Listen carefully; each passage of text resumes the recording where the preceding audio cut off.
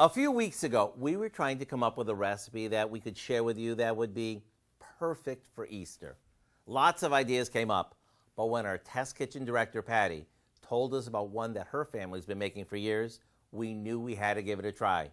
It's an old-fashioned Easter egg bread that's not only tasty, it's picture perfect. We start out by thawing a loaf of frozen bread dough. Originally, the recipe called for making the dough from scratch, but this way is a lot easier and just as good. While this thaws, we color a few raw eggs by setting each of them in a bowl of water that's mixed with a bit of vinegar and a few drops of food coloring. Here you can be as basic or as fancy as you'd like. After the dough is thawed, we cut it into thirds and roll each into a rope. Then we braid them together, just like we would if we were braiding a ponytail, except we connect the ends. Now we tuck the colored eggs between the braids and let it rise a bit before popping it in the oven. Once it's golden, we top it with a quick powdered sugar glaze and it's ready to serve. It's one of those things that looks super fancy, but is so darn easy. So here's what I suggest.